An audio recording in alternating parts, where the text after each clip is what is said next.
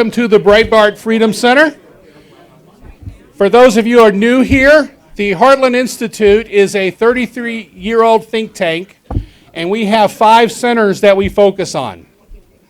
In the back here, you'll see our newspapers, but we do healthcare news, environment and climate news, budget and tax news, school reform news, and our newest center is constitutional reform, which is where this event tonight falls under. Before we begin here, real quick though, one of our Heartland staffers' family was involved in some gun violence this weekend in Chicago, and I'd like to introduce Gwen Carver, who will come up and talk a little bit about that real quick, kind of give you a little bit of background on what was happening and stuff. Gwen is our Director of Development for Heartland.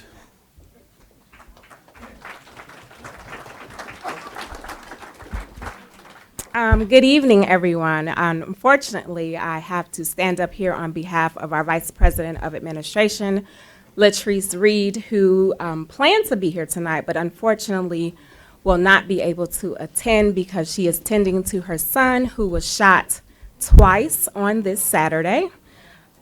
He was shot in the stomach. The bullet traveled to his stomach, liver, his lungs, and his colon. And he was also shot in his right leg. I stand here as a representative for Latrice to let you know that gun control does not stop crime. These criminals will always be able to get illegal guns, whether it's from bad police officers, relatives, friends, and we recognize this as a serious matter, not only in Chicago, but just in our families right now. The young man, he was brought into the hospital under critical condition. I'm happy to report that he is making progress daily. He still has tubes in and out of his body, but he is off the ventilator. He's talking now, which is wonderful. And for those of you that pray, I ask that you keep him in your prayers as well as the family. I'm not at liberty to say just because of the current situation, but I would like for you, if you can, just to keep the family in prayers during this tragic time. Thank you.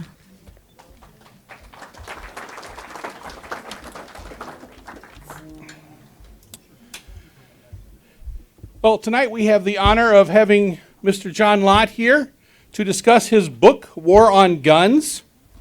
For those of you that don't know him, Mr. Lott is the president of the Crime Prevention Research Center and is an economist who has done research and teaching positions at University of Chicago, Yale University, Stanford, UCLA, Wharton, and Rice. He was also a chief economist of the United States Sentencing Commission from 1988-1989. He received his PhD in economics from UCLA in 1984. Some of the other books that Mr. Lott has written is More Guns, Less Crime, Straight Shooting, The Bias Against Guns, and then tonight, The War on Guns, which I've already been told we've actually sold out of the books already. So sorry about that. We didn't get more popular than we thought it was going to be. So Mr. Lott's also a columnist for Fox News, and he writes opinion pieces debunking a lot of the so-called facts from the anti-gun advocates in both the Wall Street Journal, New York Times, Los Angeles Times, the New York Post, USA Today, and the Chicago Tribune. He's also been on TV on ABC, NBC, Fox News Channel, PBS is the News Hour, and the Today Show. So the way we're going to work tonight is Mr. Lott will come up and give us a presentation, talk about his book, and talk about guns and the Second Amendment. About 25, 30 minutes. When that's done, make sure if you're taking notes, we will open up to questions. People online, feel free to also send us your questions, and we will have a Q&A for about 15, 20 minutes, whatever we have time for. And then at the end, Mr. Lott will have time to come actually sign your books in the back. So welcome to the stage, John Lott.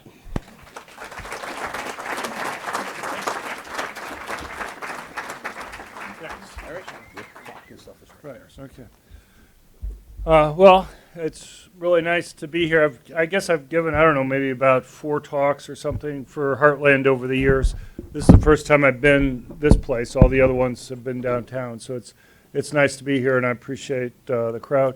I did want to, Gwendolyn's comments kind of hit home with me, and I just wanted to talk for a minute about that. You know, my research, if it convinces me of anything, one of the things is the police are probably the single most important factor for reducing crime.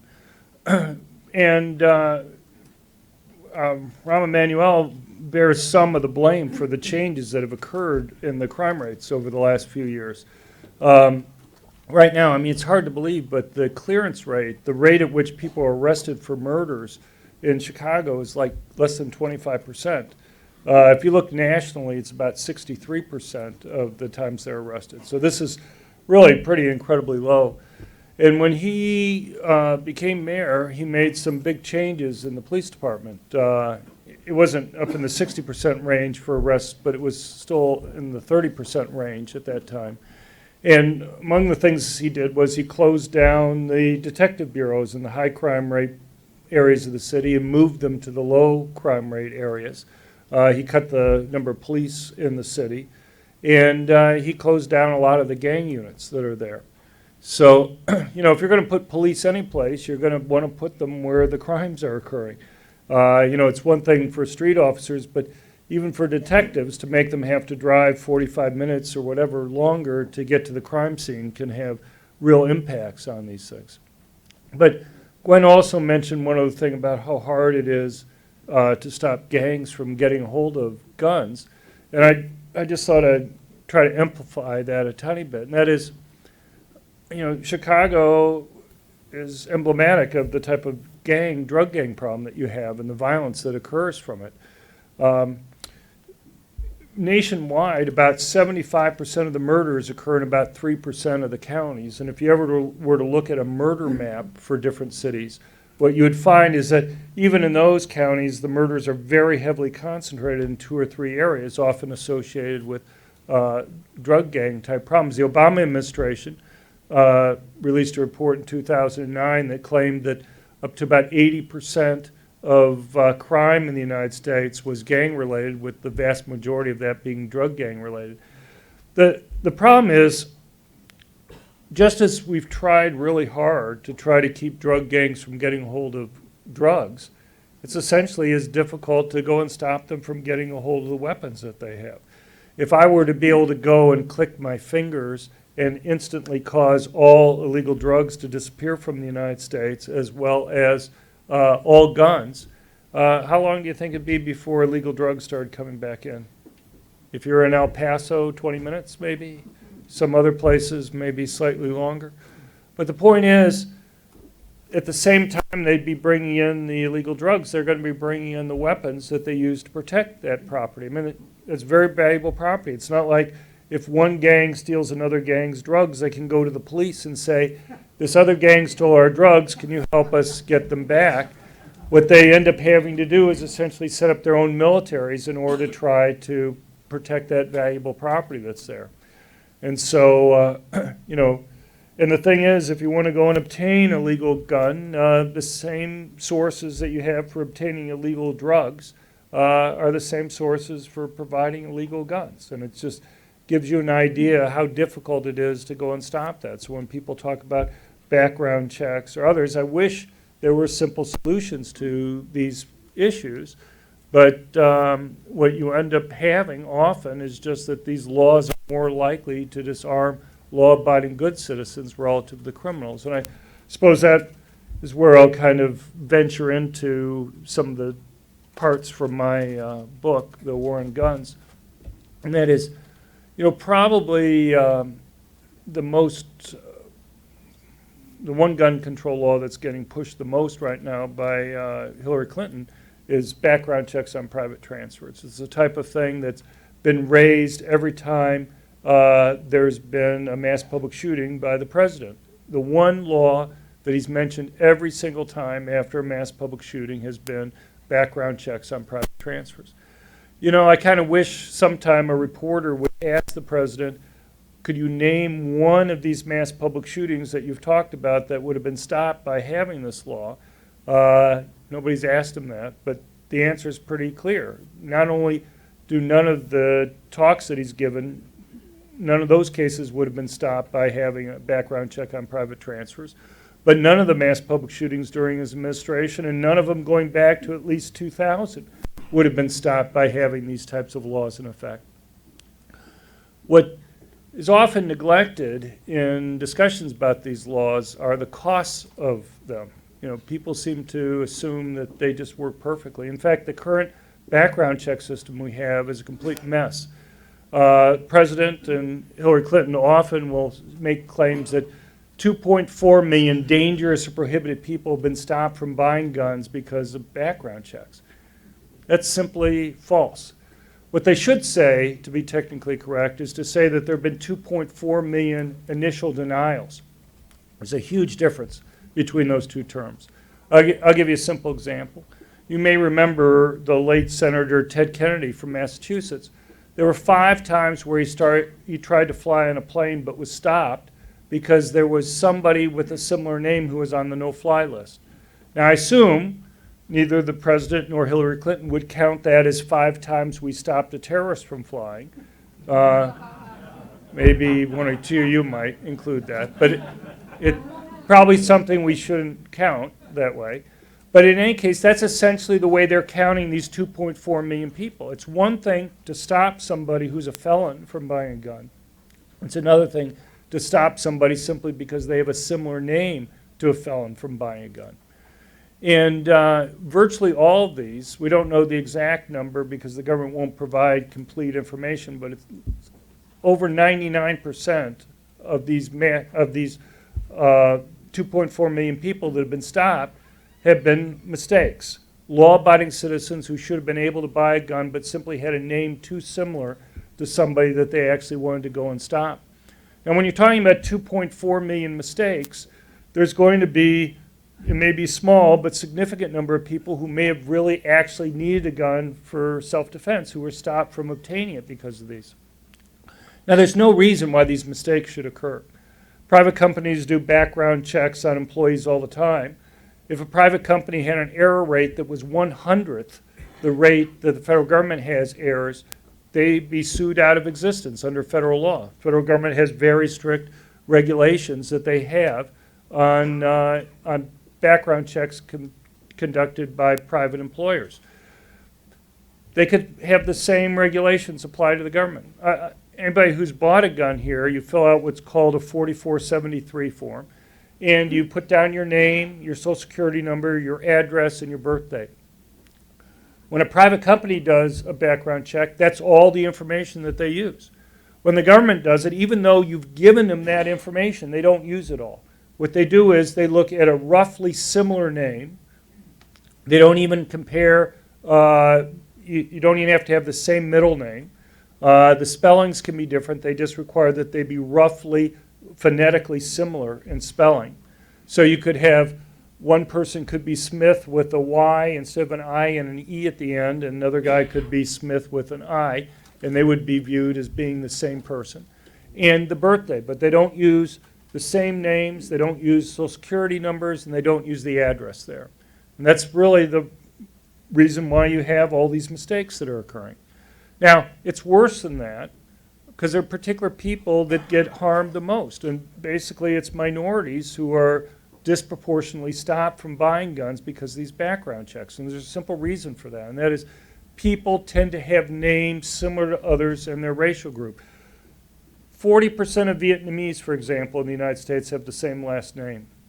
Hispanics obviously tend to be more likely to have names similar to other Hispanics than they're going to have to other groups. Blacks tend to have names similar to other blacks. 30% of black males in the United States are legally forbidden from owning a gun because of past criminal histories. Well, who are their names most likely to be confused with? They tend to be most likely to be confused with other law-abiding, good black males who want to go and buy a gun to protect themselves, let's say for themselves and their families. So also have a high rate of these false positives. But again, it's even worse than that. Because at least under, if the government made a mistake, they would usually go back and check. It may take a year, may take a year and a half. They were never usually in a big hurry to check to see the mistakes that they made. But eventually they get around to sending you a letter saying, oops, We thought you were somebody that you weren't. Here's a letter apologizing for it, and hopefully when you go through the next time, you'll go through okay. Now, it costs, most people will find that they have to go and hire a lawyer to go and appeal it, because now the Obama administration has removed everybody that used to double check these things. There's now not a single government employee who goes back through and checks to see whether the government made a mistake. You have to go and go through a process to appeal. And most people, as I say, are going to have to hire a lawyer. That's going to cost a couple or a few $1,000s. So the problem that you have is that we're disproportionately stopping some of the most vulnerable people in our society, poor blacks, middle-income blacks, but people who live in high-crime urban areas, the ones who are most likely to be victims of violent crime. We're not only stopping them from initially buying a gun, but then in order to clear up a mistake that the government's made, the government's going to make them have to pay a couple $1,000s to go through the process to fix it. And so you're basically middle income and poor blacks and Hispanics are being disproportionately stopped from being able to go and own a gun for protection.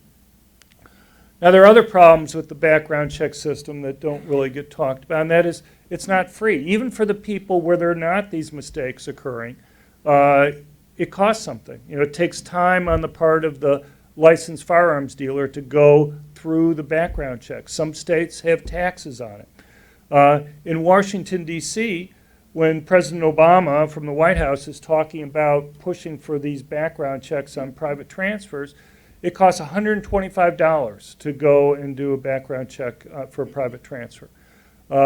You can find some states it's $55. The other states, places are in between those two extremes. But whether it's $125 or $80 or $55, that may not stop you or I or the president if he was so inclined to go and buy a gun. But again, the types of people that are going to find the most problems with that are going to be the people that I would argue probably need guns the most for protection, the ones that are most likely to be victims of violent crime, poor blacks or Hispanics who live in high crime urban areas. So now, I've kind of changed my mind over time on what I think is driving a lot of these types of gun control laws. I think, and I have a chapter in the War on Guns that goes through the evidence that basically shows that these don't reduce any type of crime, shooting of police, or other things that Bloomberg's people will claim. And I go through and explain why they are using the data incorrectly when they do it. But, you know, I'll give you a simple example. In 2013, when Colorado was passing its background checks on private transfers, I got a call from some state legislators.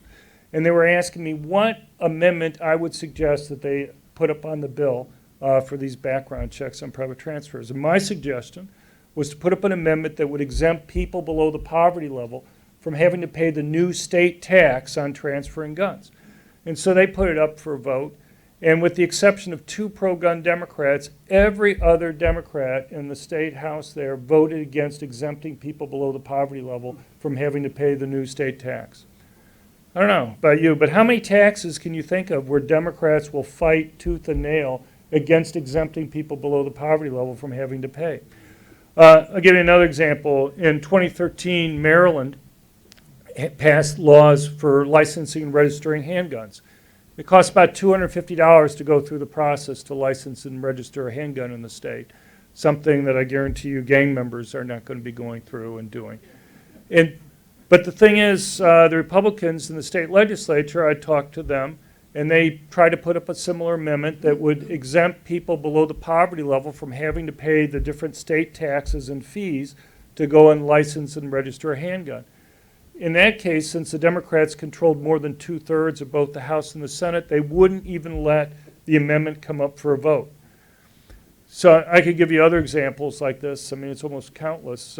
In Washington, D.C., after the Heller decision, which struck down the gun ban there in the district, the Washington Post had one of its reporters go around and go through the process to pay all the fees to go and register and license a handgun in the district.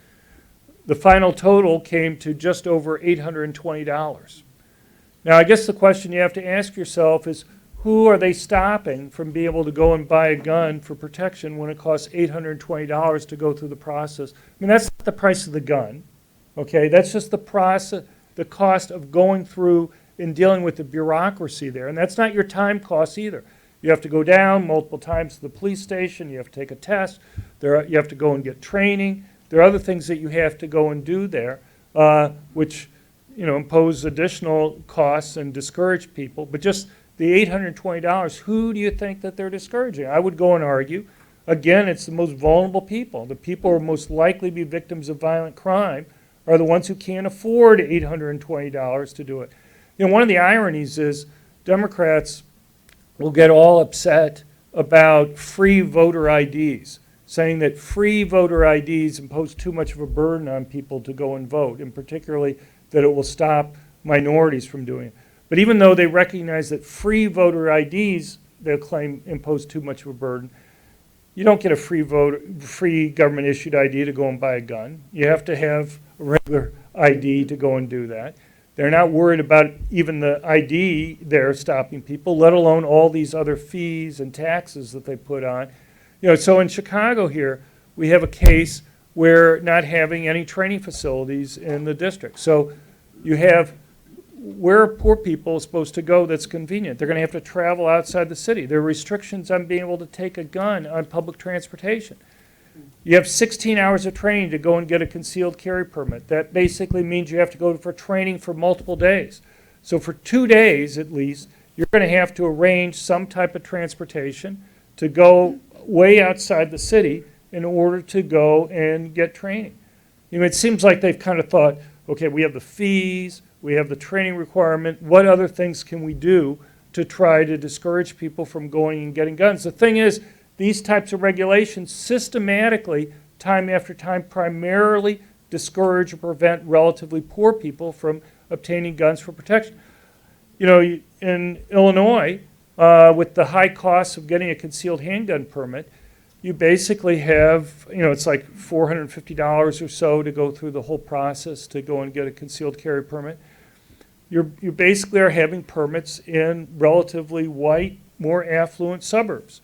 I have no problem with wealthy white people being able to go and get guns. But again, if you're going to reduce crime, you have to have it so that the people who are most likely victims of violent crime are going to be able to go and defend themselves.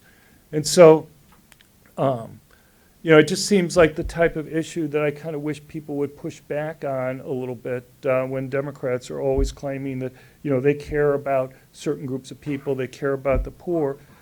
But, they seem to make it, here you have a city where the mayor has completely mucked up the police department.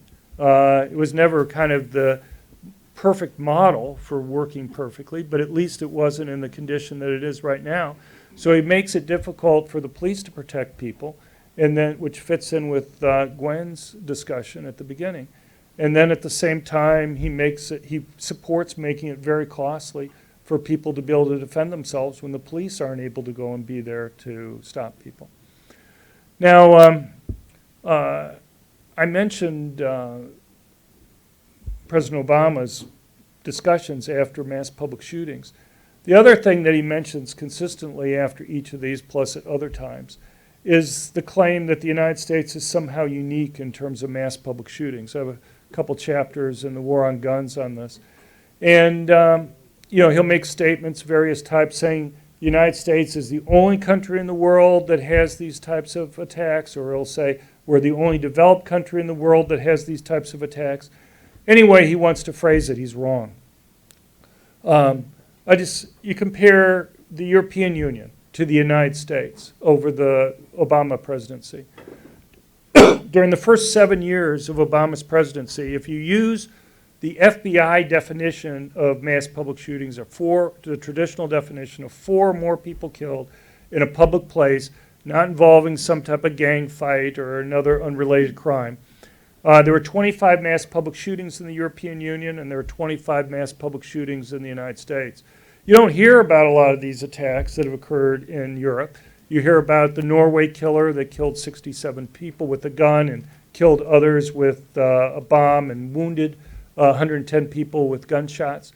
You hear about, obviously, the attacks in France.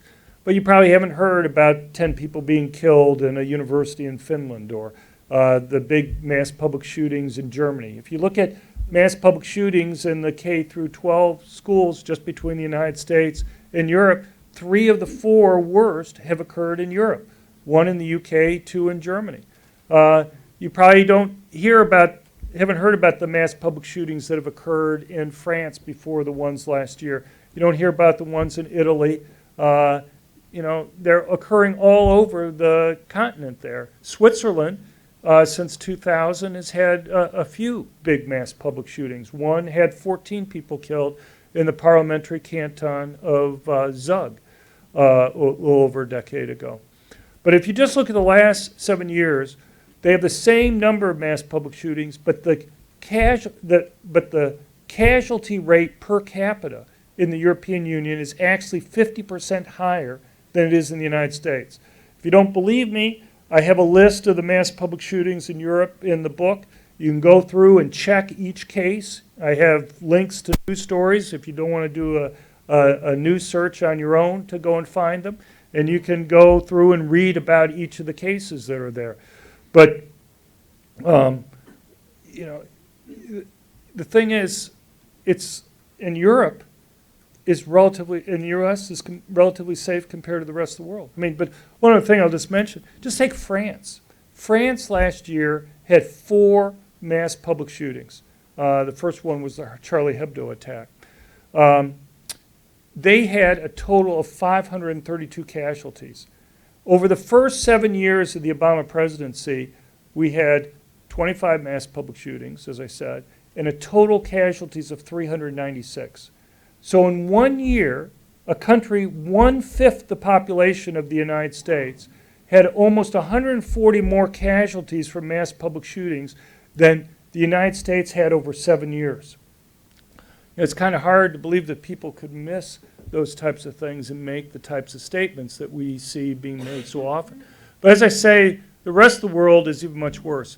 What I've had to do in looking at the rest of the world, I've looked at what I would call larger scale mass public shootings where 15 or more people are killed. And the reason why I quickly realized that I had to do that is because, you go for a continent like Africa or South America where you can have countries that have murder rates 20 times higher than the United States.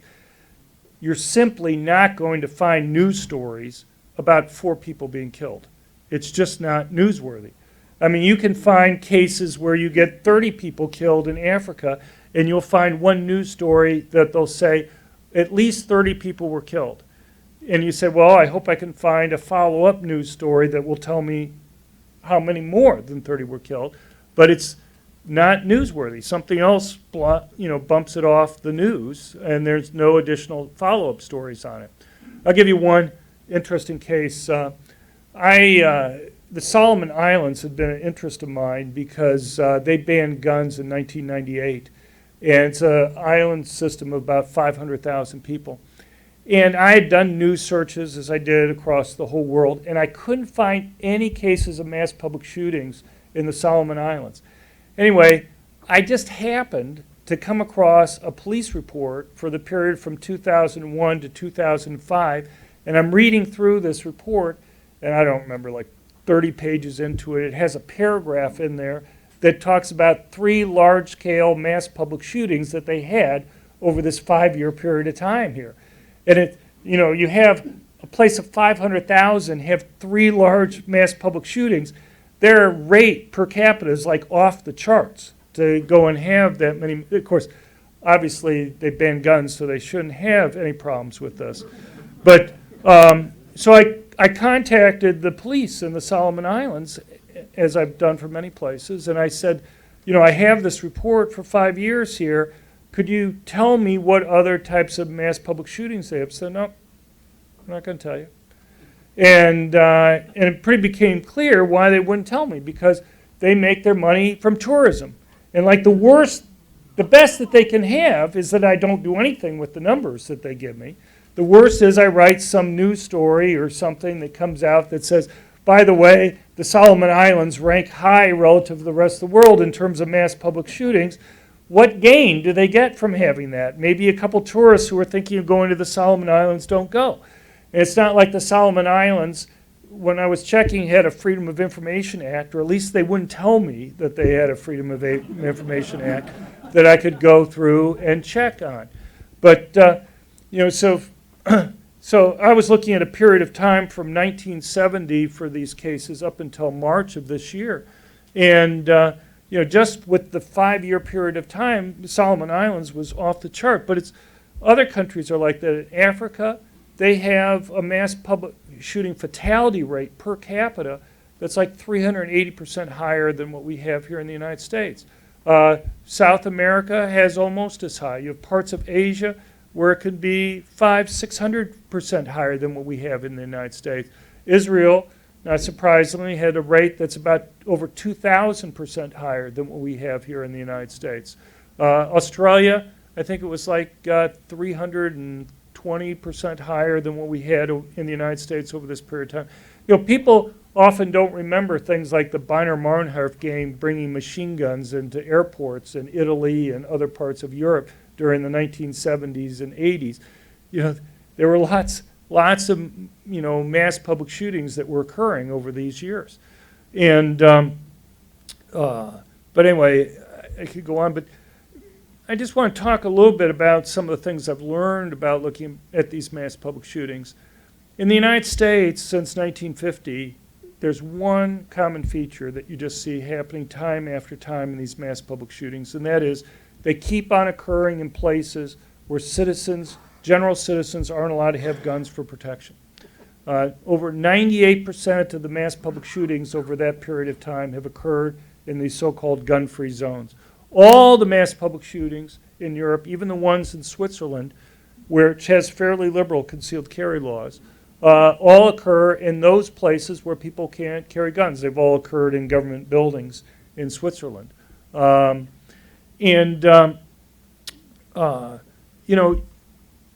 You read the statements from these killers, and it's amazing how many times they explicitly explain why they picked the targets that they did.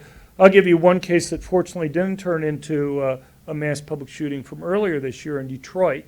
There was a father who was concerned about his son's involvement with ISIS, had contacted the FBI. The FBI put a tap on his phone.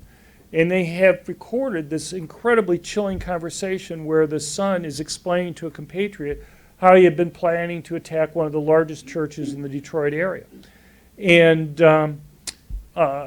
he goes through some reasons, but his first reason that he gives for picking that church is that that church had banned anybody from being able to carry permanent concealed handguns on church property.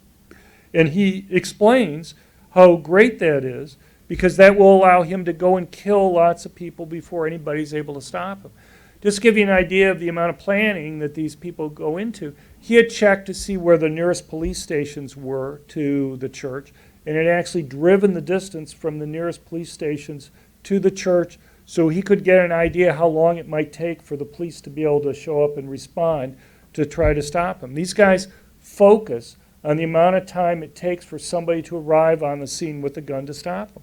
But it's just not that. You can look at other recent cases, the Charleston church shooting. Last year, his original target was going to be Charleston College until he investigated and found out about the armed security that they had there at the college. You have the diary that was released last year from the Batman movie theater shooter in Aurora, Colorado, where his original target was going to be an airport, but he turned it down because he was concerned that the security there would stop him before he was able to kill the victims that he wanted to go and kill. If you look at that case, there were 7 movie theaters within a 20-minute drive of the killer's apartment. Only one of those movie theaters posted signs banning permanent concealed handguns. He didn't go to the movie theater that was closest to his home. He didn't go to the movie theater that advertised itself prominently as having the largest auditorium in the state of Colorado, something that you might think would be an attractive target on the premiere of a Batman movie theater premiere where the theater was going to be packed with people. Instead, he went to the only one, and he's cased these movie theaters. He went to the only one that posted a sign banning permanent concealed handguns. I could go through other cases from the year before, even across the world. But, you know, you look at other types of mass public shootings. You look at empirical evidence. It's not just the fact that virtually all these occur there, but, you know, you have cases like the Batman movie theater shooting. You had the Omaha, Nebraska shooting in 2007. There were 8 enclosed malls in the city. Only one of those malls posted a sign banning permanent concealed handguns. It just happened to be the mall that was farthest from the killer's home. You have the Kansas City mall shooting. You have the Salt Lake City mall shooting. You have the Portland, Oregon mall shooting. Time after time, you may see 1 or 2 malls in the area. And they seem to just gravitate to these malls that post the signs banning permanent concealed handguns. At some point, you would think people would think that this is just not something that's random. You know, when you have a right to carry state, in most states, Illinois is relatively restrictive in terms of where you can carry, but in most states, 98, 97% of the places, you're allowed to go and carry your permanent concealed handgun. In Pennsylvania, for example, which has over 1.1 million concealed carry permit holders, the only places where you're not allowed to carry are the places that are forbidden by federal law to carry. So if it's random, you might imagine in those right-to-carry states that 97, 98% of the mass public shootings would be taking place in areas where guns are allowed. Instead, they keep on occurring in those tiny areas within the states where people aren't allowed to protect themselves. Now, police are extremely important. I think police are the single most important factor for reducing crime. But the thing is, police have a virtually impossible job of stopping these types of terrorist attacks. And the reason is because they're in uniform. It's kind of like putting a neon sign saying, "Shoot me," there. You look at the Charlie Hebdo attack in January last year. The first person killed was the police officer who was assigned to guard the magazine out in front of it. That's what you see. If you put a police officer or a military person in front of one of these targets to guard it, if anybody's going to be killed, they're going to be the first people shot at and killed. They have, as I say, they have essentially an impossible job to do it, and we should thank them for even trying to do that type of job. But terrorists have huge strategic advantages in being able to choose the time and the place to go and do the attack. You have, they can kill the person there first, they can wait for them to leave, or they can move on to some other target. After the Charlie Hebdo attack in Paris, the president of France, his response was to put 10,000 military troops on the street in order to try to guard places. It's not a serious response. He could put 100,000 or 200,000 troops on the street, and it still wouldn't have made a difference. The reason is in a city of 2.3 million people, first of all, not all those troops are on the street all the time. You know, it's maybe a quarter are on the street at any point in time. But the problem that you face is that there's so many possible targets. And so there were 3 other mass public shootings in France last year, despite putting all those troops on the street. You had 130 people killed in the mass public shooting and 350 injured in the mass public shooting that occurred in November last year. Israel has gone through similar types of problems. If you go back and look at the terrorist attacks, they started occurring before they were even a country, in the 40s, the 50s, the 60s, and so on. From the 1940s until 1972, almost all the terrorist attacks in Israel involved machine guns. After 1972, almost all the terrorist attacks in Israel involved bombs. Does anybody know what happened? Yeah. What? People arm themselves everywhere. Right. Well, the government changed the law to allow people to be able to go and carry handguns with them, concealed handguns. Now, why does that change it? Well, let's say you have 2 police officers on a bus and you have a terrorist on a bus. If the police officers leave, the terrorist still doesn't know whether he has to worry about somebody behind him or the front or to the side. If he pulls out his gun and starts firing, he has to worry about somebody stopping him before he can go and do very much damage. In my earlier book, More Guns, Less Crime, I have a quote from a newspaper report in Israel shortly after the changes in these rules there had been an attack in a mall in the suburbs of Tel Aviv, and 4 armed terrorists had brought their machine guns into a mall, pulled them out, started firing, and then the civilians in the mall pulled out their handguns, fired back, killing 3 of the terrorists and severely wounded the 4th. The reason why I put it in the book was because as the terrorist was being taken to the hospital, the attendants in the ambulance were told a reporter later how he was so upset. He had taken it kind of almost as a personal affront that these middle-aged ladies who were in the mall on a school day early afternoon had pulled out their handguns and killed his friends that were there. So, and I'll just mention 2 other points quickly, and that is having civilians with permanently concealed handguns makes the job for police easier, because even if they were to go and kill the police, they still don't know who else that they have to worry about there. They can go and stop them. So that discourages them from doing those types of attacks. But the reason why they switched to using bombs is because you blow yourself up, there's really not a lot to respond to at that point. Now, if you look at the data, you in fact find that the casualty rates from using machine guns were higher than the casualty rates from using bombs. So there was a reason why they had picked machine guns to begin with. They only switched to using bombs when they were kind of forced to do so as a result of having to deal with the fact that civilians are there. Well, there are lots of other issues I could go and talk about. I just want to summarize by saying my research has convinced me of a couple things. One is that there are a couple groups of people who benefit the most from owning guns, and they're basically the most vulnerable people in our society. There are 2 groups of people who are relatively weaker physically, women and the elderly. The presence of a gun represents a much bigger change in their ability to go and resist an attack than it does for a man. You're almost always talking about a male criminal doing the attack and a male attacking a female. There's a lot larger strength differential than a man attacking another man. And the other group of people is, as I've mentioned, the types of people who will most likely be victims of violent crime, and that overwhelmingly tends to be poor blacks who live in high-crime urban areas. It'd be great if the police were there all the time to protect them, but they're not. And so for the people who are most likely to be victims of violent crime, such as the vice president here for administration, her son, they're the ones who benefit the most from doing it, from having some way of protecting themselves, whether it be inside their house or whether it be able to go and carry. And it's just unconscionable to me that it costs $450 essentially to go through the process to get it. So anyway, I appreciate your time here, and I'm happy to go and take any questions that you guys might have. Yeah, Well, a couple things, if I could just remember to say, I have an email list. If you want to be on our email list for the Crime Prevention Research Center, if you want to sign. there's pens on the table, so if you pass the list around, you can sign up for his email list.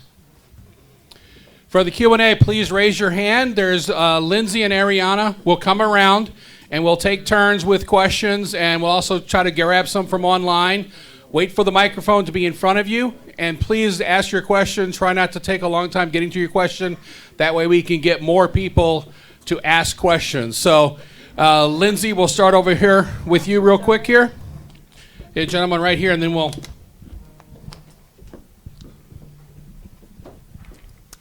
Hi, good evening. My name is Mike. John, you talked about commonalities in the mass shootings, mainly being that they're going after gun-free zones. But have you done any research on the emotional state of these shooters, such as whether or not they were taking antidepressant drugs like Prozac or Ritalin or anything else? Well, I mean, we do have information on whether they were seeing psychiatrists or psychologists, mental health care professionals beforehand. And if you look at the mass public shootings during the Obama administration, about 60%, or exactly 60% of the mass public shooters were actually under some type of mental health care professional care. One of the things that's interesting when you go and look at this is that in not one of those cases did any of the psychiatrists or psychologists that were seeing those individuals identify them as being a danger to themselves or others. You often hear the statement, well, if we only spend more money on mental health, that would solve the problem. The thing is, some of these individuals were seeing like 3 different psychiatrists. You had the Santa Barbara killer. He had been seeing 3 psychiatrists. None of them had identified him as a danger to himself or others. One of the people that he was seeing is a well-known national expert on this. And the thing is, when you get into this very deeply, you realize that there's really a huge literature in academic literature on psychiatry and psychology, which talks about their inability to go and identify people with mental illness who are in fact going to engage in this type of violence. The things you have to understand is there's reasons for that, and that is people who are mentally ill are actually less likely to be violent than the general population. And so you're talking about a very rare, very tiny group of people. When you're trying to identify people that are that small of a group, it's just very hard to go and guess. And you read the academic literature, and they basically admit that it's impossible for them to figure out what's going on there. Ariana? When our friends on the left refuse to debate you, I hope that you wear that as a badge of honor. Thank you for being here. Oh, thanks. I just want to say one thing. I don't know if you've read the book, but one of the things that's been weird for me is how hard it is to get debates. Bloomberg's people will essentially refuse to debate. I can't tell you the number of times I've had calls from producers at CNN or MSNBC and even Fox, a couple times where I'll be asked to go and appear, and I'll be driving down to the station to go and do the interview, and I'll get a call from the producer and says, well, we talked to the person from Bloomberg or one of the other gun control groups, and they're not willing to go on if you're on. And so they either want to do it themselves or have somebody else in your place. And so I basically get a couple different types of responses. Either one, saying that we're just going to let them on by themselves, or 2, could I suggest somebody else that has the same views that I do that could do it in my place? And there's been a couple times where it hasn't quite worked out the way they thought it was going to work out, or the way, because 98% of the producers just let the Bloomberg people or the other gun control groups have their way. I mean, I can't even think of demanding who I get to debate on these shows. If I get to be on, I'm happy to go and do it. But last year, I was on C-SPAN's Washington Journal, and the research director for Bloomberg's group had agreed to be on for a whole hour to debate somebody. And the C-SPAN people had called me up, and I said, sure, I'm happy to do it. And then apparently what happened, they called up the Bloomberg people, and he, first of all, insisted that they get somebody else. And her response was, well, we've already asked Lott, and he's already agreed to do it, so we're set on that. And then he said, well, I can't show up. It turns out I have a scheduling conflict. And so she said to him, well, that's really too bad. We've already told Lott we're going to be doing this. We'd love to have you on the show, but if you can't do it, I understand. We're still going to go ahead with Lott. I mean, I really wish all the producers were like this. But in any case, they said, oh, it turns out we can do it, but we only want to be on for a half hour. We want Lott to go first so we can hear what he has to say, and then we'll do the second half hour. But we don't want Lott to be on at the same time that we're on. And so finally, the C-SPAN people agreed to that, but the producer was sufficiently ticked off at what had kind of transpired. She actually told me, she said, I hope you raise this during your half hour there that they're refusing to debate. And so at the end, I mentioned that. And then what happened was when the Bloomberg guy got on, the first question that was asked to him by one of the callers was asking why he was refusing to debate.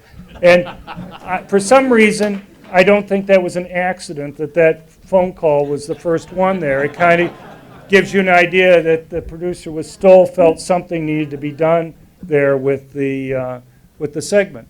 And another time I could tell you about, my son is a producer at Fox. It was for John Stossel. They had invited Bloomberg to be on. When they found out I was there, they weren't going to do it, but they did it anyway. It's one of the few times where they've done it without the Bloomberg people. But the thing is, the gun control people think that they can control the message out there by controlling who gets on the TV. And the desire for most of the news, most of the time, is to have balance where you have people from both sides there. And so if the different gun control groups can basically just get together and agree that we will all not agree to be on a TV interview if Lott's there, they can reduce it. The problem is that they are able to get around this. They are able to go on by themselves, or they're able to choose who they want, or they just have huge amounts of money that they can go and spend on advertising. And the media also, it's just unbelievable to me. You have these Bloomberg reports that get put out time after time, and they'll get like 1,000 positive news stories where they don't even go and ask anybody who might be critical to comment on it. And the thing is, it's a really unbalanced fight in the sense that the NRA or Gun Owners of America or other groups they don't even do research. And the reason why they don't is because they know if they did it, the media would completely ignore them. But there's an obvious double standard. The media doesn't seem to believe that there's any bias with the Bloomberg reports that are there. And so, that's the reason why we basically started the Crime Prevention Research Center, a group of academics, because, we can't take any money from any gun organization. We can't take any money from the NRA or Gun Owners of America. We can't take any money from gun manufacturers or equipment manufacturers or anything like that, because then we'd be in the same boat that they're in right now on these things. Okay, Lindsay back here, then we're going to come over here, and then to the gentleman in the back in the red. And I'm getting to you. They had their hands, so we're getting there. Thank you very much, Dr. Lott. You're always a refreshing voice, and with cogent, positive arguments and logic that you bring to the fore. Much appreciated. In Chicago, roughly 15% of the shootings end up in being fatalities. And I have a friend who's an undercover policeman. He buys drugs, large quantities of drugs and other things. And when I mentioned that to him, that thank God these criminals aren't better shots, he disagreed with me. And he said, no, if they were better shots, there'd be fewer deaths. What they're doing is they don't go to practice. They don't shoot targets. They go out and they spray. Right. And they hit lots of innocent people. In his opinion, what's going on in Chicago, it's his opinion, is urban terrorism. And he told me that he has been circumscribed in the areas he can go to by certain streets. If he goes outside of that area, they will detect that in his car, but he's got a GPS. And if he does it, he'll be suspended. He said he heard 16 shots fired 1 block away. He said, I couldn't go there because if I did, they would suspend me. Right. There's a lot of corruption in Chicago, in my opinion, and I wonder, surprise, surprise, but in these areas as well. Could you say a few words about that? Because this problem is huge. Right. Well, there's so many things in what you're just bringing up here. One, I'll just mention on your first point. When people get shot, the rate of wounding is about 7 or 8 times more frequently than the rate that people get killed. It's just, when Gwen was talking about the horrible story, here you have somebody who had a bullet that went through a lung, a liver, all sorts of other things, the stomach, other things that were there, the colon, and he's still alive. And so, it's I guess people don't realize how frequently when people get shot, it's just an injury. You don't end up getting killed. Now, as far as the Chicago Police Department goes, that's just part of the reason why they have such a very low arrest rate for murders or other types of crimes. But it's the corruption issue is widespread. you look at murders, I mean, even what you classify as a murder, there's a lot of indications, a lot of evidence that they will reclassify murders as accidents or other types of things there simply to make the murder rate go down. There was the county medical examiner for 15 years, a woman, was apparently removed from her job because she wasn't willing, this is what police officers have told me, she wasn't willing to go as far as the political powers that be wanted her to reclassify crimes that had been occurring as not being murders so as to go and lower the murder rate. So one has no idea what the actual number of murders are in Chicago. You know it's higher than what they have. You know, there are other countries around the world, but usually the other countries that do it are pretty much third world countries that have, you know, the only other place that I really know of that you had a lot of stories about this type of corruption in terms of how you classify crimes was Philadelphia when N. Brindell was the mayor there.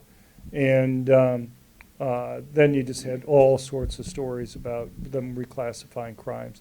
And it's just not murders. They reclassify other crimes as being less serious than they are in order to reduce the overall violent crime rate. Okay, over here, Ariana.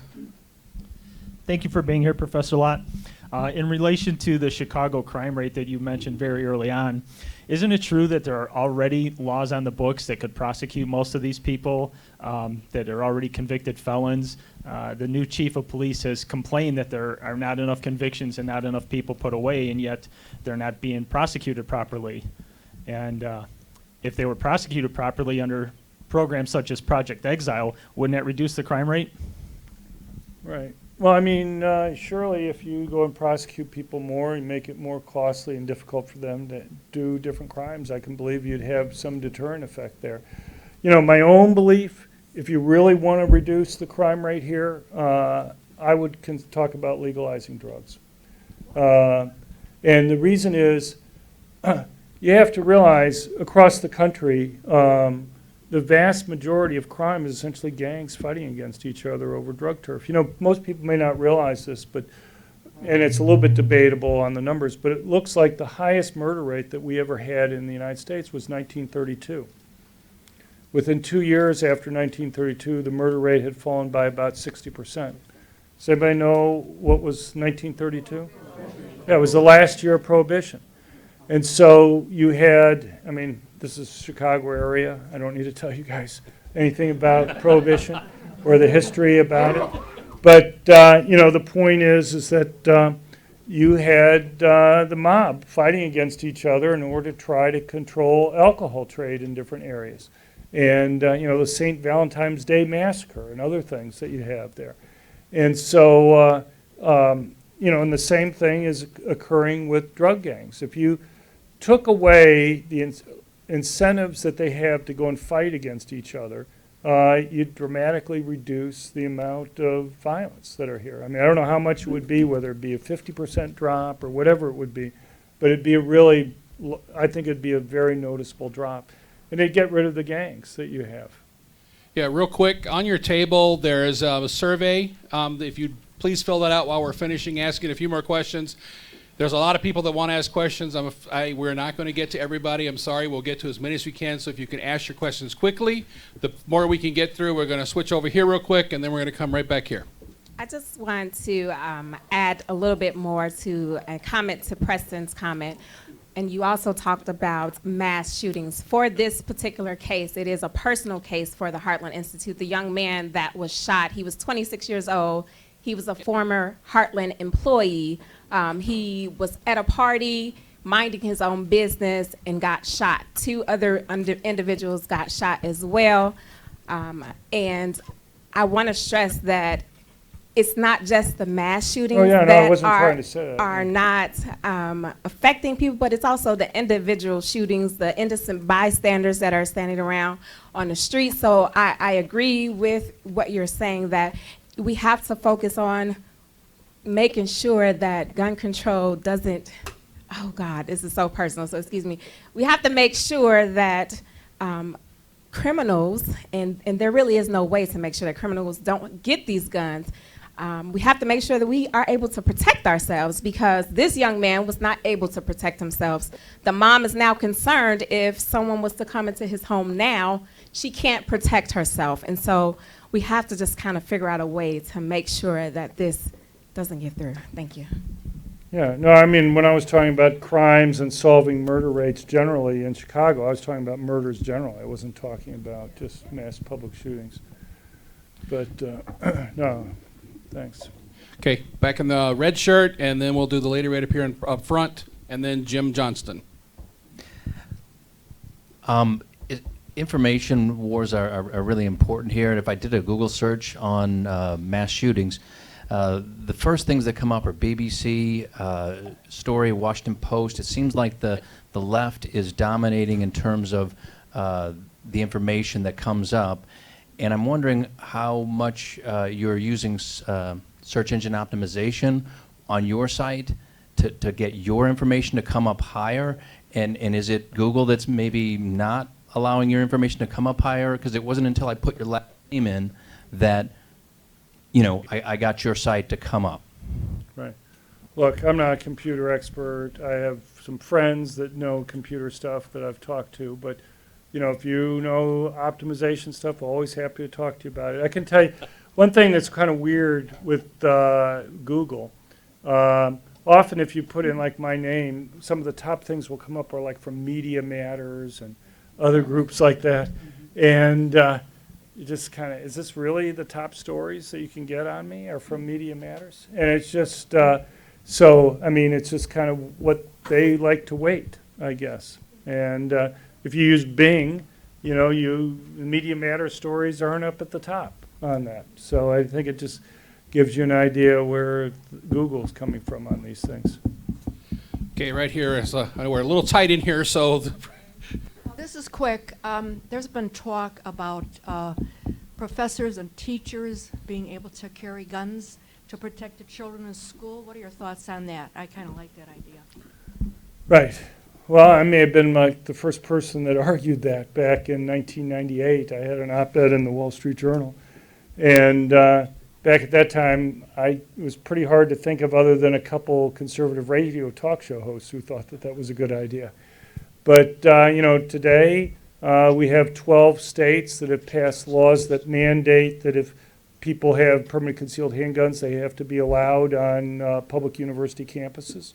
You have another 21 states that leave it up to the individual schools, though not surprising with left-wing academia, the vast majority of schools won't allow guns there, but you still have a few large places like Michigan State that do.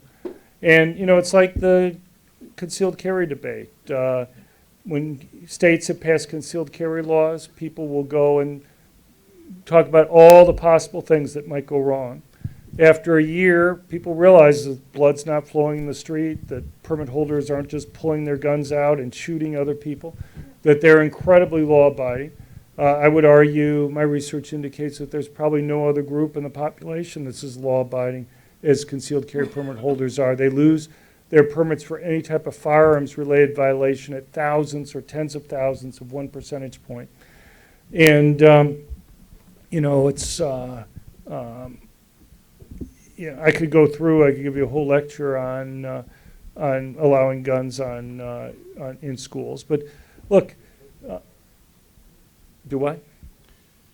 I thought somebody was, anyway, I thought somebody was talking. But in any case, look, what will happen is the same thing that happened with concealed carry. People bring up concerns about possibility, things that might go wrong in that environment. And as more states adopt it, it becomes harder and harder for people to argue those things with a straight face. You know, much of the gun control debate just generally is on possibility things that might go wrong.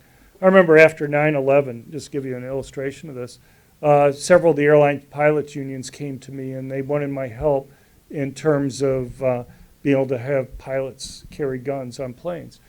And, you know, there was one senator, for example, that we went and talked to that was very concerned. You know, she brought up an example about, well, what happens if two pilots get into an argument with each other and one pilot pulls out a gun and shoots the other pilot and they kill each other, then what are you going to do there? The doors are reinforced, nobody else can get in there, plane will crash. And, the thing is, though, for most of these debates, people just assume that whatever the rules are right now, they think that's the way they've always been. In the case of airplanes, you may not realize this, but from 1924 until 1963, something that a lot of us would have been flying during that period of time, or at least somewhat, every single commercial airline pilot in the United States was mandated to carry a loaded handgun with them whenever they flew. It's basically a rule that had started back in the 1920s when the U.S. Postal Service started hiring planes to go and carry its mail, and they were concerned about a plane crashing in a cornfield someplace and somebody trying to steal the mail, so they wanted the pilot to be armed. I'm sure Joe will be shocked by this, but it's just an example of a government regulation that went into effect for maybe some reasonable reason at the time, and 4 decades later it's still in effect. But even after that, up until 1979, pilots were still allowed to carry loaded guns with them on planes. It was only Jimmy Carter that ended that. But the thing is, you literally had hundreds of millions of flights where you had armed pilots. And you go back, you don't have to guess, just like you don't have to guess about what happens when schools allow teachers to, or other staff to have guns with them. You can see what happens, and you can see the types of concerns that people have are not well placed. Okay, we're going to take 4 more questions. Jim Johnston, we're going to the gentleman here, then we're going to Mike, and then the gentleman here. I'm sorry, everybody else. I'm sure Mr. Lott will hang around and answer more questions, but that's all we're going to have time for. Thank you, John, for a presentation that was marvelous. It shows your training from UCLA. Okay. Are you from UCLA? Yeah. Okay, all right. Is there any Did you get your potential? PhD from UCLA? Didn't finish. Oh, okay. I wondered if there's any potential for the churches to act as dispute settlement institutions among gang competitors. Well, I suppose you can always try, but again, I think the bottom line is what are their financial incentives for going and fighting against each other? My own guess is the financial incentives that they have are probably going to dominate. Okay. So that was pretty fast, but we can Yep. squeeze another question in. I know where to buy a gun, but criminals, they obviously aren't going to the gun store. So I know this may sound naive, but where do they get the guns? And is there any jurisdiction or any area you know of, any case where there's been a successful effort or a reasonable effort to restrict and control illegal firearms in some area, criminal Right. ownership? That was actually the first thing I talked about in my talk. When I was talking about Gwen's experience and about her comment about how hard it was to go and stop criminals from getting guns, I was just trying to explain how much of violent crime is gang-related in the United States, and about how you're going to be no more successful in stopping them from going and getting drugs or guns, okay? And so, it's hard for me to see why you're going to be any more successful in stopping them from getting guns than you are drugs. They're going to bring in the guns. The thing is, people concentrate, how do they get them right now? But the thing is, they don't think about, even if I could stop all the ways that they get guns right now, there's still other ways, bring them into the country, for example. You have plenty of countries that have banned guns. In fact, I'll mention one thing. One of the chapters in the War on Guns that I have is I talk about how every country that we have crime data on before and after a ban has seen an increase in murder rates. Even island nations, seemingly, the ideal experiment. And the problem that you have when you have these gun bans is that the people that turn in their guns are the law-abiding good citizens, not the criminals. And drug gangs in other countries, other places, they're going to find some way of going and bringing in both the drugs and the guns. Okay, Mike over here from the Illinois State Rifle Association. Yeah, I got it. Whatever. All right. Hey, John, thanks for being here.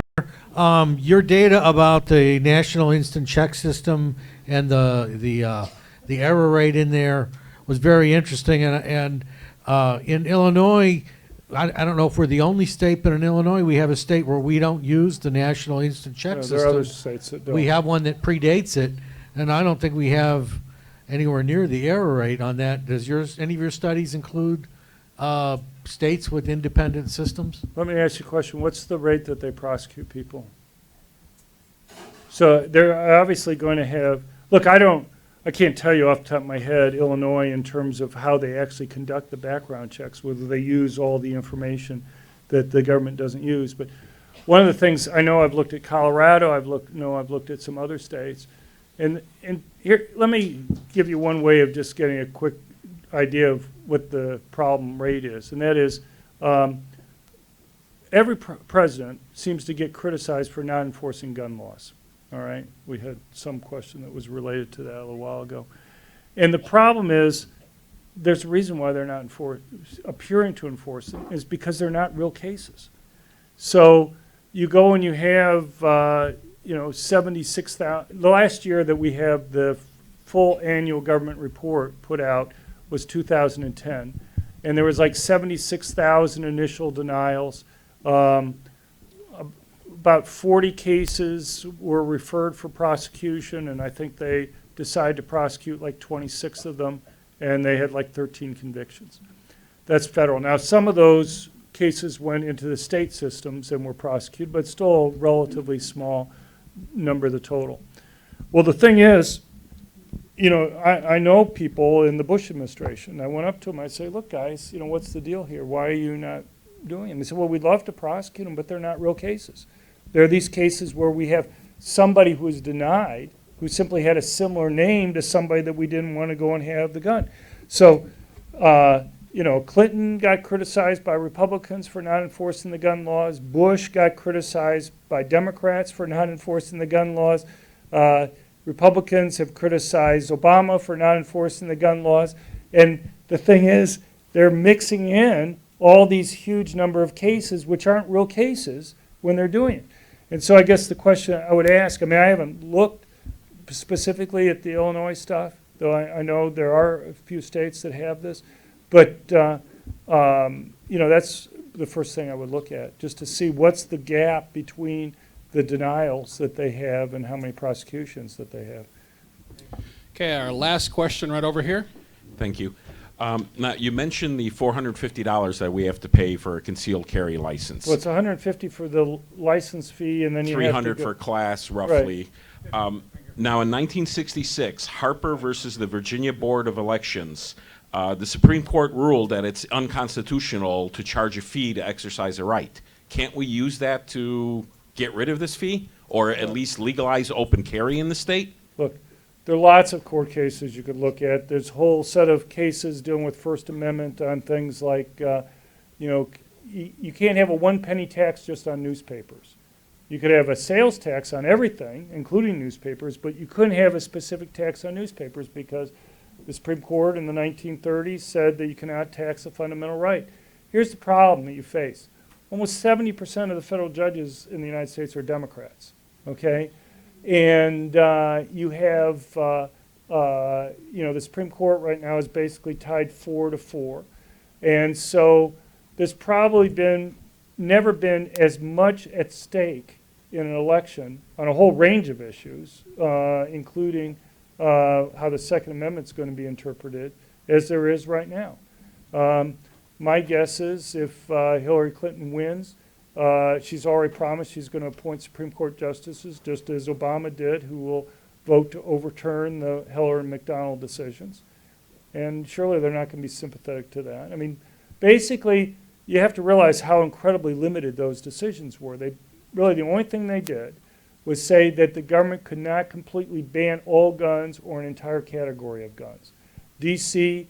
had a ban on handguns, but they also, even though you could technically own rifles and shotguns, if you actually put a bullet in the chamber of a rifle or a shotgun shell in a shotgun, it was a felony punished by 5 years in prison. So the Supreme Court said, look, for all practical purposes, general citizens aren't allowed to use guns in self-defense, any type of gun in self-defense. And they said that went too far. So if Hillary overturns that, you're going to, by appointing just one person to the Supreme Court, appointing a replacement for Antonin Scalia, then you're going to have a situation where Washington, D.C. is going to again be able to ban guns. Who knows about Chicago or some cities that you had around here. And obviously there have been some new laws passed as part of the concealed carry that may stop that for some period of time. But California is a great example of what will happen. Right now, California has these quote-unquote safety regulations on that handguns have to meet. Also, they have micro-stamping. Since 2001, over 1,200 models of handguns have been banned from being sold in California. There's literally only about a dozen handgun models that are able to be sold in California. And probably within a few years, those handguns will be banned. They're kind of grandfathered in right now. And the problem that you face is that if Heller is overturned, then I believe that the Supreme Court would uphold California's essential handgun ban there. If Heller's not overturned, then I think there's a reasonable chance that California's law would be eventually struck down. Obviously, you're not going to get struck down in the Ninth Circuit there, but when it would eventually get appealed to the Supreme Court, it could be struck down. So that's just one of the things that's at stake in this election, and the type of thing that you're bringing up.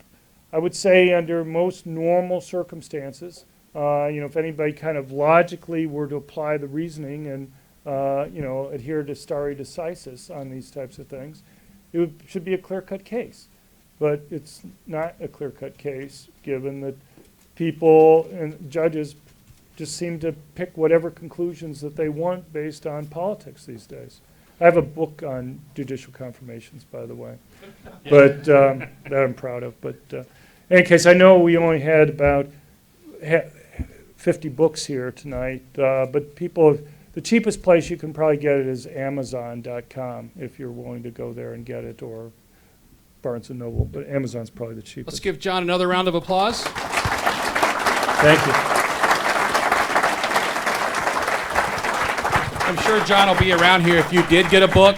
I'm sure he'll be willing to autograph your book. I'd be happy to. Couple of things real quick here. On your table is also a thing for Join Us.